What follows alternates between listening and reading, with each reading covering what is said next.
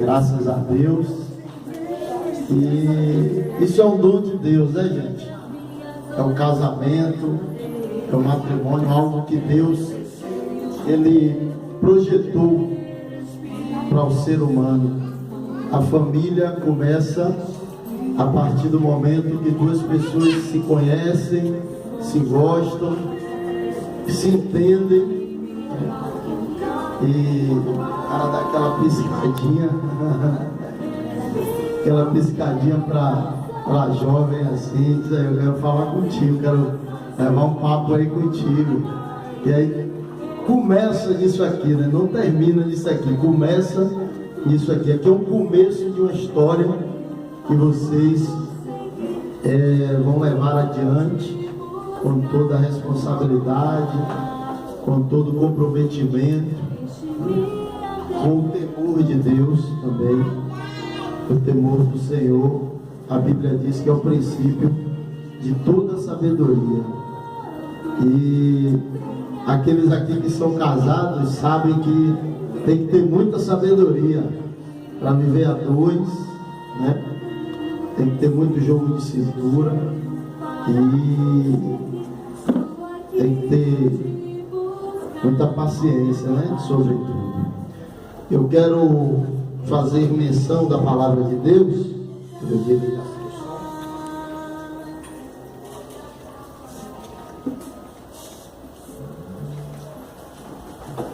Fazer menção da palavra do Senhor.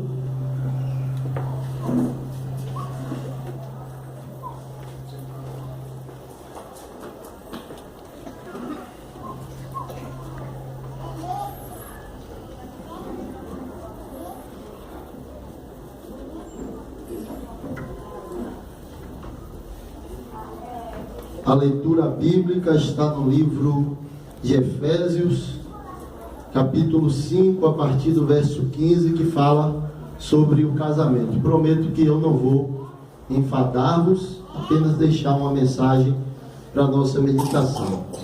O apóstolo Paulo, escrevendo aos Efésios, ele deixou as seguintes palavras com relação ao casamento, tanto para o Wellington quanto para a Marla.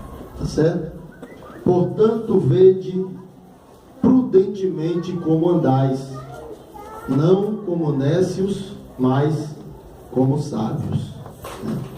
Então observem bastante o proceder de vocês a partir de agora, porque se já se amavam, se amem mais, se já se curtiam, se curtam mais, se já se respeitavam, se respeitem mais, se já tinham paciência um com o outro, tenham ainda mais. O versículo 16, ele diz que nós devemos remir o tempo, nós devemos saber administrar o nosso tempo, né? E aí vai pro varão, antes de sair pro bar de manhã, dá um beijinho na esposa, deixa a casa em ordem, e ter tempo para a esposa, ter tempo para as coisas, né, da casa, as responsabilidades. E aí ele diz que nós devemos administrar bem o nosso tempo, porque os dias são maus, os dias são difíceis, né? E a gente precisa buscar esse entendimento de poder dividir bastante, da melhor maneira possível, o nosso tempo.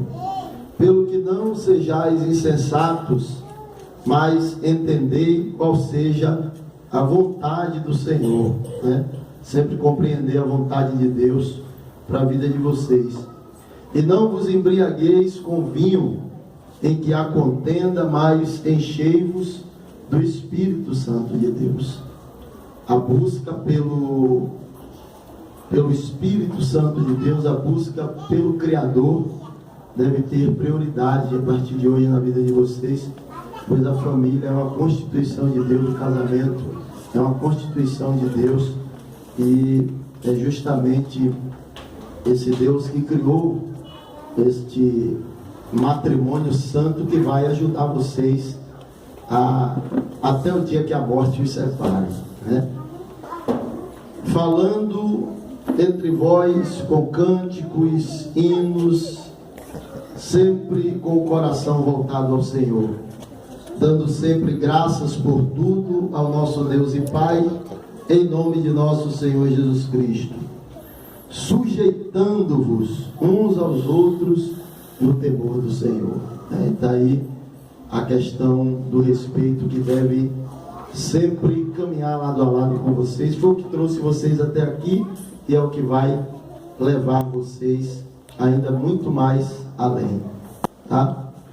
Vós, mulheres, agora o conselho para as mulheres, né? E aqui serve para todas que estão presentes.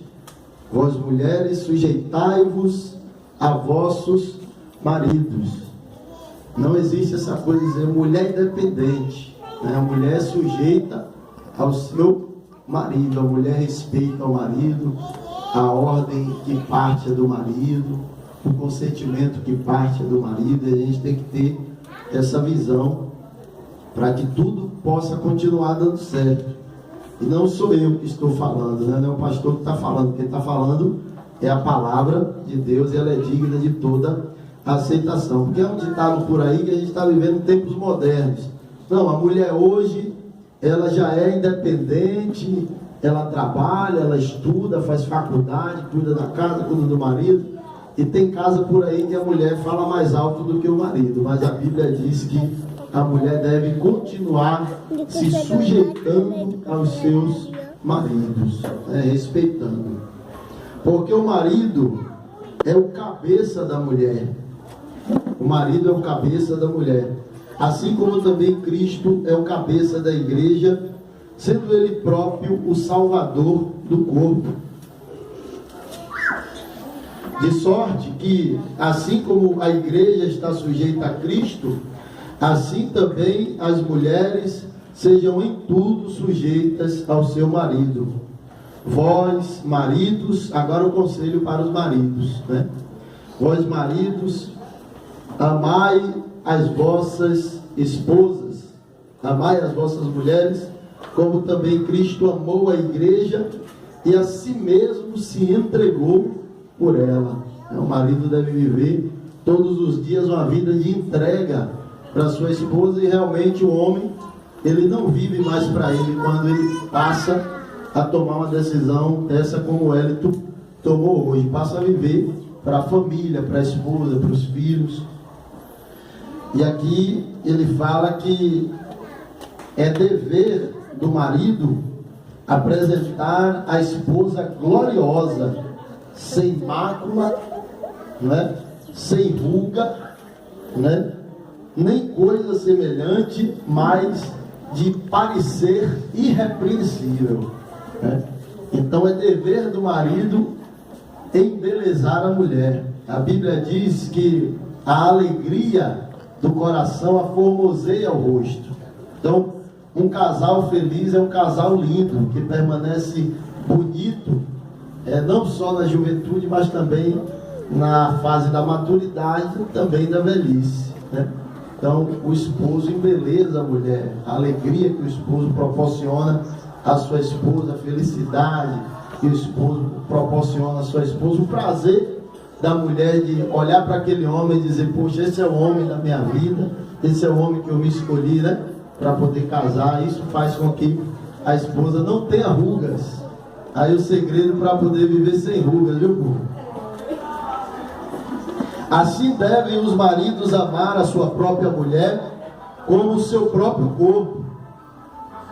Então, assim como você gosta de você mesmo, goste da tua esposa de uma maneira intensa, a ponto de amá-la.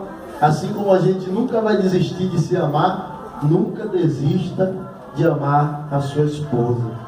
As pessoas hoje estão desistindo muito fácil. E a gente vive numa sociedade onde as pessoas estão desistindo por pequenas coisas, né? Por coisas bobas do dia a dia, né? E a gente deve ter esse entendimento. E o Wellington, ele não vai desistir da esposa dele de jeito nenhum, e Marla jamais irá desistir do seu amado Wellington de jeito algum. Porque nunca ninguém aborreceu a sua própria carne, antes alimenta e sustenta. É o dever que você já sabe você já vem fazendo bem já há algum tempo, alimentando e sustentando a sua esposa, como também o Senhor faz assim com a sua igreja. Por que a gente fala de igreja aqui na hora do casamento? Porque a promessa de Cristo é de um dia poder se casar com a sua igreja, né? A igreja de Cristo, ela se prepara aqui na terra, as pessoas, elas se preparam aqui na terra, assim como a noiva se prepara para o dia do seu casamento, para poder se encontrar com Cristo na eternidade, na glória de Deus, aonde Ele habita sentado no alto e sublime trono, para que então possa acontecer o tão glorioso casamento do Cordeiro. Quem conhece um pouco da palavra de Deus é chamado de as bodas do Cordeiro, né? É o encontro de Cristo com a igreja. Assim como o noivo também se prepara para o dia do casamento e prepara tudo, né? E cuida também de tudo junto com a noiva, cada um em um lugar separado. Cristo está nos céus e a igreja está na terra, né? A esposa não deixa o esposo ver o vestido até o dia do casamento, e o esposo, ele faz de tudo para não estragar essa surpresa, né? Então por isso que a gente fala, e a Bíblia fala e faz referência entre Cristo e a igreja, porque o casamento é algo dos céus, é algo de Deus, né? É uma maravilha de Deus. No 30 ele está dizendo aqui no 31, por isso deixará o homem seu pai e sua mãe e se unirá à sua mulher, né? Deixou seu pai, deixou sua mãe e vai se unir à sua mulher. Assim também as mulheres, né? E aqui o texto está dizendo homem, mas quando fala homem, está se referindo ao gênero humano, à raça humana. Então deixará o homem seu pai e sua mãe e se unirá à sua mulher. Deixará a mulher também seu pai e sua mãe e se unirá ao seu marido. O pai nem a mãe pode se intervir mais no casamento nem na vida dos dois, pois a vida dos dois agora pertence a os dois. E serão os dois uma só carne. Então a partir de hoje, os dois são um e um é dois, né? A Bíblia fala que um cordão de 3 dobras é mais difícil de se quebrar. E aqui a gente só está vendo uma dobra e outra dobra. E quem é a terceira dobra desse cordão? A terceira dobra desse cordão é o Senhor. É Deus. É a fé. É Jesus Cristo. É o temor do Senhor. É a palavra de Deus, né?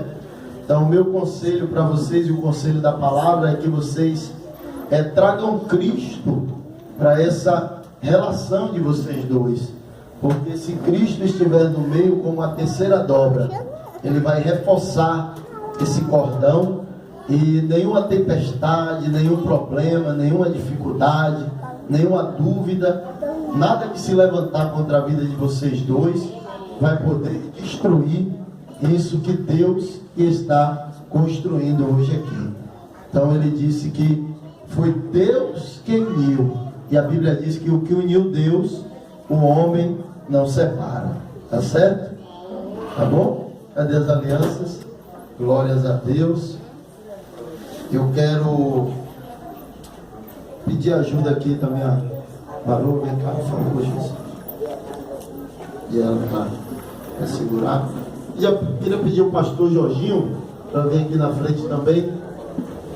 O pastor Jorginho, ele vai também deixar uma palavra para os noivos, dar um aconselhamento, e aí a gente vai ungindo as alianças e passando então para vocês fazerem aquelas promessas, tá certo? Deus em Cristo abençoe em nome de Jesus.